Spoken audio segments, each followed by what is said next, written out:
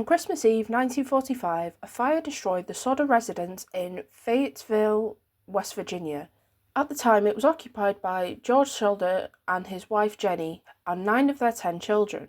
During the fire, George, Jenny, and 4 of the 9 children escaped. The bodies of the other 5 children have never been found. The surviving Sodder family believed for the rest of their lives that the 5 missing children survived. The Sodders never rebuilt the house, instead converting the site into a memorial garden to the lost children. In the 1950s, they came to doubt that all the children had perished. The family put up a billboard at the site along State Route 16 with pictures of the 5, offering a reward for information that would bring closure to the case. It remained standing until shortly after Jenny Sodder's passing away in 1989. In support of their belief that the children survived, the Sodders had pointed to a number of unusual circumstances before and during the fire. George disputed the Fayetteville Fire Department's finding that the blaze was electrical in origin, noting that he'd recently had the house rewired and inspected. George and his wife suspected arson, leading to theories that the children had been taken by the Sicilian Mafia, perhaps in retaliation for George's outspoken criticism of the fascist government of his native Italy. State and federal efforts to investigate the case further in the early 1950s yielded no new information. The family did, however, later receive what may have been a picture of one of the boys as an adult during the 1960s. George Sodder was born with the name of Giorgio Soddu in Tula, Sardinia, Italy in 1895. He immigrated to America 13 years later with an older brother who went back home as soon as both boys had cleared customs at Ellis Island. For the rest of his life, George, as he later came to be known, would not talk much about why he had left his homeland. Sodder eventually found works on the railroad in Pennsylvania, carrying water and other supplies to workers. After a few years, he took more permanent work as a driver in Smithers, West Virginia. He then started his own trucking company, initially hauling fill dirt to construction sites and later hauling coal mined in the region. Jenny Cipriani, a shoekeeper's daughter in Smithers who had also emigrated from Italy in her childhood, married George in 1922. The Sodders settled outside nearby Fayetteville, which had a large population of Italian immigrants, in a 2-story timber frame house 2 miles north of town. In 1923, they had the first of their 10 children. George's business prospered and they became,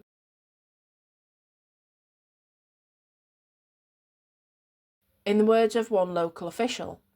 However, George had strong opinions about many subjects and was not shy about expressing them, sometimes alienating people. In particular, his strident opinion to Italian dictator Benito Mussolini had led to some strong arguments with other members of the immigrant community.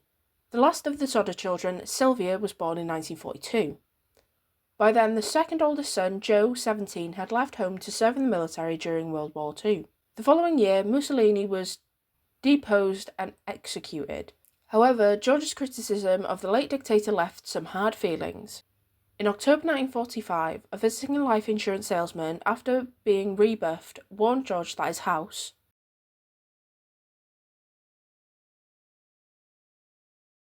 attributing this all to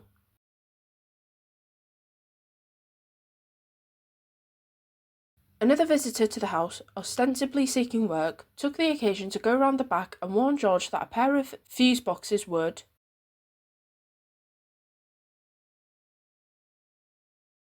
George was puzzled by the observation since he had just had the house rewired when an electric stove was installed, and the local electric company had said afterwards that it was safe. In the weeks before Christmas that year, George's older sons had also noticed a strange car parked outside the main highway through town, its occupants watching the younger Sodder children as they returned from school. The Sodder family celebrated on Christmas Eve 1945. Marion, 19, the oldest daughter, had been working in a dime store in downtown Fayetteville, and she surprised 3 of her younger sisters, Martha, 12, Jenny, 8, and Betty, 5, with new toys she had bought for them as gifts. The younger children were so excited that they asked their mother if they could stay up past what would have been their usual bedtime. At 10 p.m, Jenny told them that they could stay up a little bit later, as long as the 2 oldest boys were still awake. 14-year-old Maurice and 9-year-old brother Lewis remembered to put the cows in and feed the chickens before going to bed themselves. George and the two oldest boys, John 22 and George Jr. 16, who had spent the day working with their father, were already asleep. After reminding the children of those remaining chores, she took Sylvia, 3, upstairs with her, and they went to bed together. The phone rang at 12:30 a.m. Jenny woke up and went downstairs to answer it. The caller was a woman whose voice she did not recognise, asking for a name she was not familiar with the sound of laughter and clinking glasses in the background. Jenny told the caller that she had reached the wrong number, later recalling the woman's weird laugh. She hung up and returned to bed. As she did, she noticed that the lights were still on and that the curtains were not drawn, two things the children normally attended to when they stayed up later than their parents. Marion had fallen asleep on the living room couch, so Jenny assumed the other children had stayed up later and had gone back up to the attic where they slept. She closed the curtains, turned out the lights, and returned to bed. At 1 a.m, Jenny was again awakened by the sound of an object hitting the house's roof with a loud bang, then a rolling noise. After hearing nothing further, she went back to sleep. After half an hour, she woke up again, smelling smoke. When she got up again, she found the room that George used for his office was on fire around the telephone line and fuse box. Jenny woke him, and then he woke his older sons. Both parents and 4 of their children, Marion, Silver, John, and George Jr., escaped the house. They frantically yelled to the children upstairs but heard no response. They could not go up the stairway as the stairway itself was already aflame. John Jr. said in his first police interview after the fire that he went up to the attic to alert his siblings sleeping there, though he later changed his story to say that he only called up there and did not actually see them. Efforts to find aid and rescue the children were unexpectedly complicated. The phone didn't work, so Marion ran to a neighbour's house to call the Fayetteville Fire Department. A driver on the nearby road had also seen the flames and called from a nearby tavern. They were also unsuccessful, either because they could not reach the operator or because the phone there turned out to be broken. Either the neighbour or the passing motorist was eventually successful in reaching the fire department from another phone in the centre of town. George, barefoot, attempted to climb the house's outside wall and broke open a window, cutting his arm in the process. He and his sons intended to use a ladder to the attic to rescue the other children, but it was not in its usual spot, resting against the house, and could not be found nearby. A water barrel that could have been used to extinguish the fire was frozen solid. George then tried to pull both the trucks he used for business up to the house to use them to climb to the attic window, but neither of them would start despite them having worked perfectly the previous day. Frustrated, sadly, the 6 Sodders who had escaped had no choice but to watch the house burn down and collapse over the next 45 minutes. They assumed that the other 5 children had perished in the blaze. The fire department, low on manpower due to the war and relying on individual firefighters to call each other, didn't respond until later that morning. Chief F.J. Morris said the next day that the already slow response was further hampered by his inability to drive the fire truck, requiring that he wait until someone who could drive was available. The firefighters, one of whom was a brother of Jenny's, could do little but look through the ashes that were left in the Sodders' basement. By 10 a.m, Morris told the Sodders that they had found no bones, as might have been expected if the other children had been in the house as it burned. According to another account, they did find a few bone fragments and internal organs, but chose not to tell the family. It has also been noted by modern fire professionals that the search was cursory at best. Nevertheless, Morris believed that the 5 children unaccounted for had died in the fire, suggesting that it had been enough to burn their bodies completely. Morris told George to leave the site undisturbed so that the Fire State Marshal's office could conduct a more thorough investigation. However, after 4 days, George and his wife could not bear the sight anymore, so he bulldozed 5 feet of the dirt over the site with intention of covering it to a memorial garden for the lost children. The local coroner convened an inquest the next day, which held that the fire was an accident caused by faulty wiring. Among the jurors was the man that had threatened George that the house would be burned down and his children destroyed in retribution for his anti-Mussolini remarks. Death certificates for the 5 children were issued on the 30th of December. The local newspaper contradicted itself, stating that all the bodies had been found, but later in the same story reported that only one part of one body was recovered. George and Jenny were too grief-stricken to attend the funeral on the 2nd of January 1946, but the surviving children did. Not long afterwards, as they began to rebuild their lives, the Sodder family started to question all the official findings about the fire. They wondered why, if it had been caused by an electrical problem, the family's Christmas lights had remained on throughout the fire's early stages when the power should have gone out.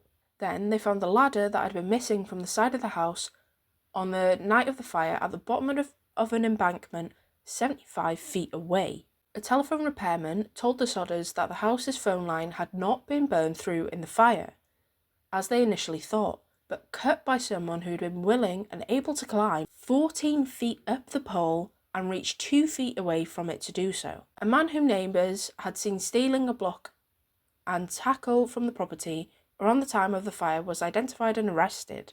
He admitted to the theft and claimed to have been the one who cut the phone line, thinking that it was a power line, but denied having anything to do with the fire. However, no record identifying the suspect exists, and why he would have wanted to cut the utility lines to the Sodder house while stealing the block and tackle was never explained. Jenny said in 1968 that if he had cut the power line, she and her husband, along with the other 4 children, would never have been able to make it out the house. Jenny also had trouble accepting Morris's belief that all traces of the children's bodies had been burned completely by the fire. Many of the household appliances had been found still recognisable in the ash, along with fragments of the tin roof.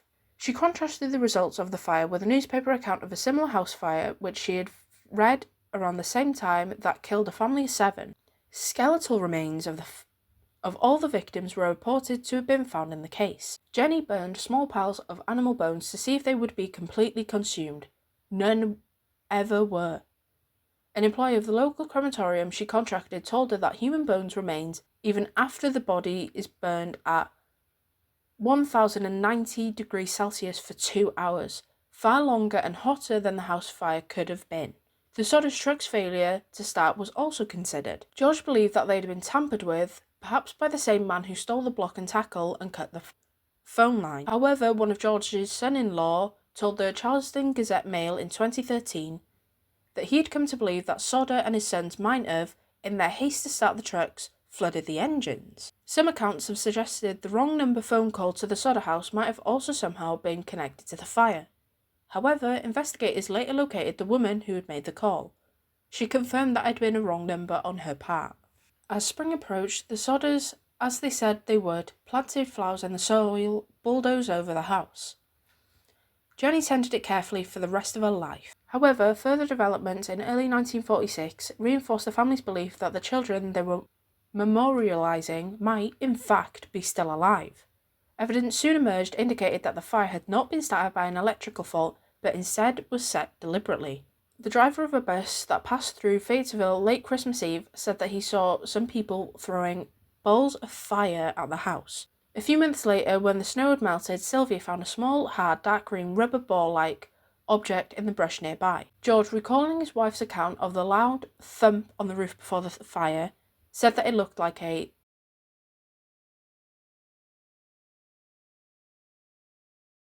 hand grenade or some incendiary device used in combat.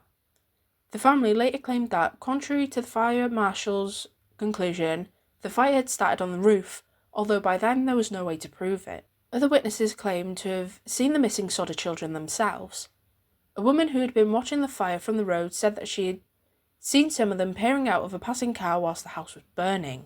Another woman at a rest stop between Fayetteville and Charleston said that she'd served them breakfast the next morning and noted the presence of a car with Florida state plates in the rest stop's parking lot as well. The Sodders hired C.C. Tinsley, a private investigator from the nearby town of Gawley Bridge, to look into the case. Tinsley informed the family that the insurance salesman who had threatened George over his anti-Mussolini sentiments had been on the coroner's jury that ruled the fire an accident. He also learned about rumours around Fayetteville that despite his report to the Sodders that no remains had been found in the ashes, Morris had found a heart which he later packaged into a metal box and secretly buried. Morris had apparently confessed this to his local minister, who in turn confirmed it to George. George and Tinsley went to Morris and confronted him about the news. Morris agreed to show the two where he'd buried the metal box and dug it up. They took what they found inside the box to a local funeral director, who after examining it told them that it was a really fresh beef liver that had never been exposed to fire. Later, more rumours circulated around Fayetteville that Morris had afterwards admitted the box with the liver had indeed not come from the fire originally. He had supposedly placed it in there in the hope that the Sodders would find it and be satisfied that the missing children had indeed died in the fire. On one occasion, George saw a magazine photo of a group of young ballet dancers in New York City, one of whom looked like his missing daughter, Betty. He drove all the way to the girl's school, where his repeated demands to see the girl himself were refused. George also tried to interest the FBI in investigating what he considered a kidnapping. FBI Director J. Edgar Hoover personally responded to his letters.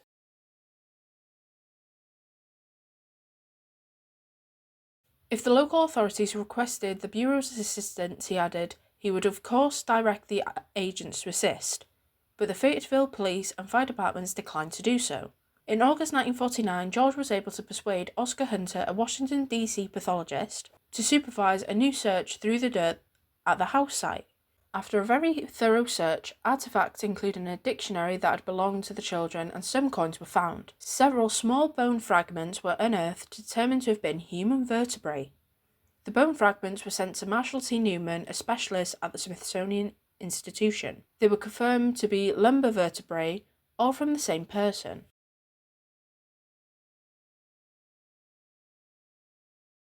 Newman's report said,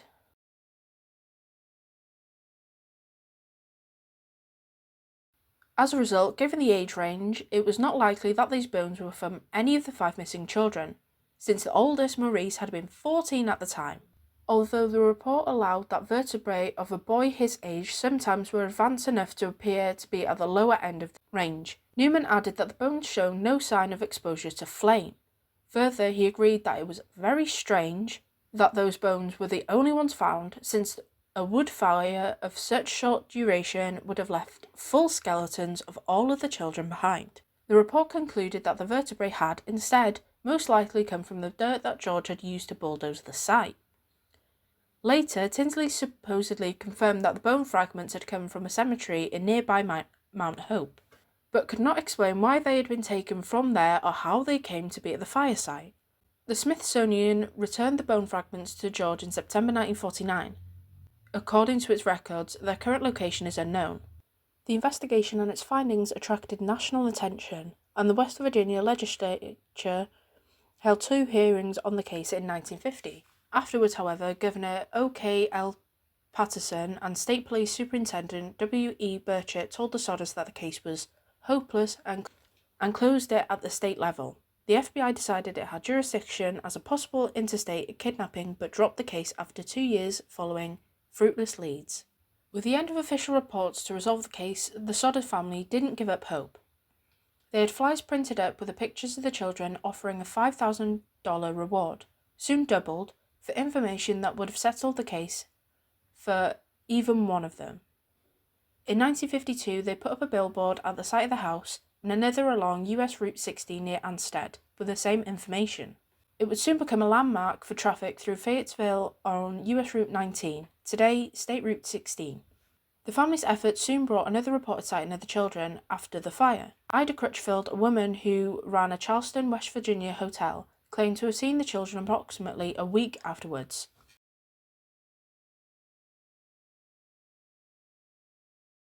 She said in a statement, the children had come in around midnight with 2 men and 2 women, all of whom appeared to be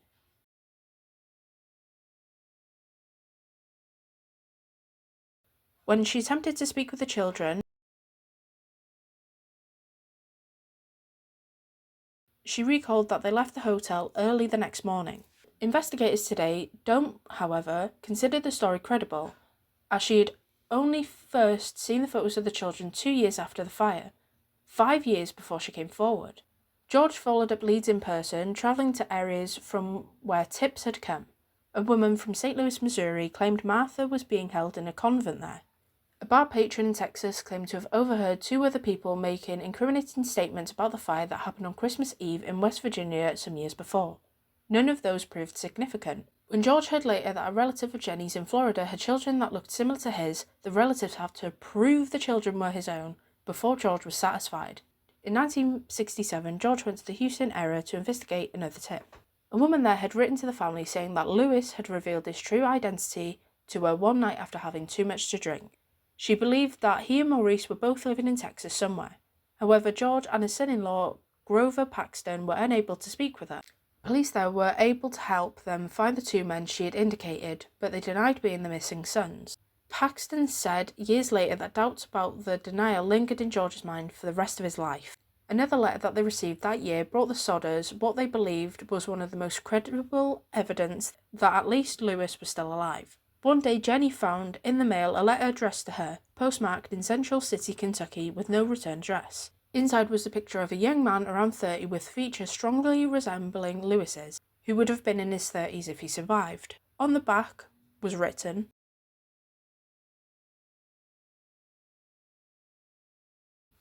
the family hired another private detective to go to Central City and look into the missive, but he never reported back to the Sodders and they were unable to locate him afterwards. The picture nonetheless gave them hope.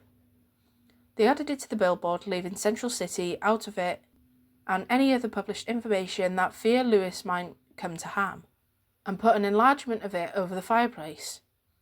George admitted to the Charleston Gazette-Mail late the next year that the lack of information had been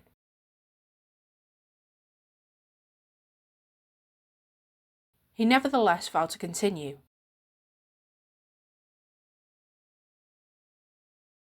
He admitted in another interview around that time.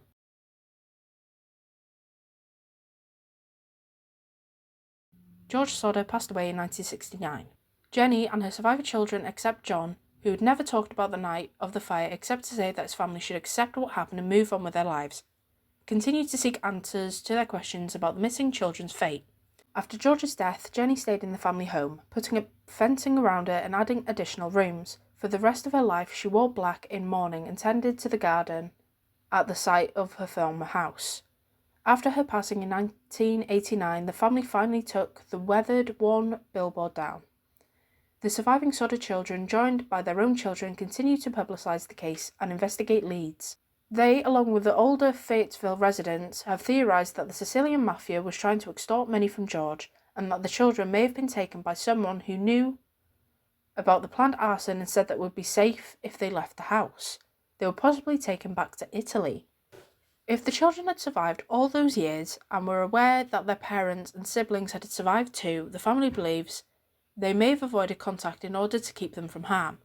Sylvia Sodder Paxton, the youngest of the surviving Sodder siblings, passed away in 2021. She was in the house on the night of the fire, which was said to be her earliest memory.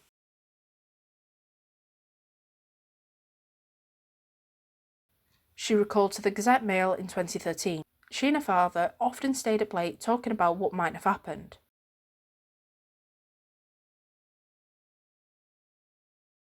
She believed that her siblings survived the night and assisted with efforts to find them and publicise the case. Her daughter said in 2006,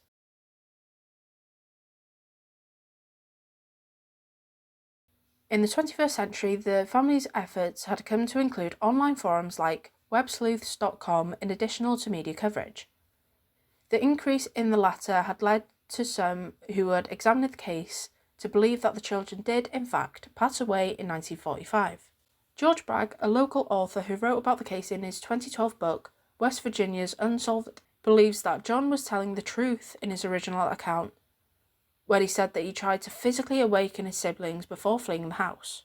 He allows that the conclusion may still not be correct.